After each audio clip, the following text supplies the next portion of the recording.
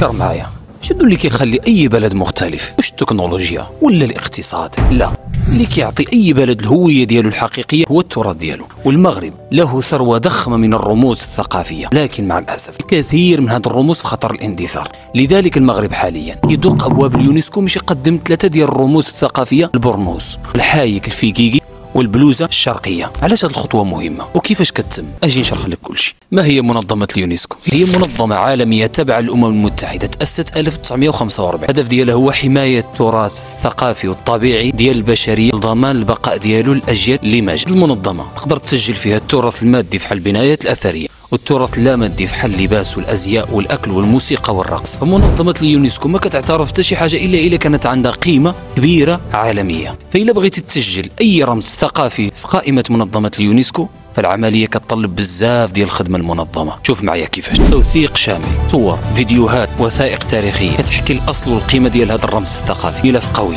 فيه معلومات تقنيه ومعلومات ثقافيه، معلومات تاريخيه، وتوقيع علاش غادي نحميو هذا الرمز الثقافي. تسجيل: ملي كتقدم هذا الملف وكتسجل كتنتظر، فإلا وافقت المنظمه انها تدخل هذا الرمز في القائمه ديالها انت كتحصل على اعتراف عالمي وحماية دولية. لذلك المغرب حاليا في صدد إدخال 3 ديال الرموز المغربية الثقافية الأصيلة، اللي هو البرنوس وعملنا عليه فيديو مفصل على التاريخ ديالو، والحايك الفيكيكي اللي كيضوي شوارع مدينة فيكيك، والبلوزة الشرقية اللي كانت انقرضت تقريبا شي 20 سنة 1995 حتى 2015. إدخال هذه الرموز الثقافية قائمة المنظمة العالمية اليونسكو فكيعطيها شهرة عالمية وحماية قانونية دولية، كيخليها ما تضيعش أو يتم الاستغلال ديالها بطريقة غير صحيحة. العمل على الاعتراف الدولي بالرموز الثقافية المغربية يعلم الأجيال القادمة أنهم يحافظوا على التراث ديالهم ويحافظوا على التاريخ ديالهم، لأن الأمة التي لا تهتم بتاريخها لا يمكن أن تبدع في حاضرها.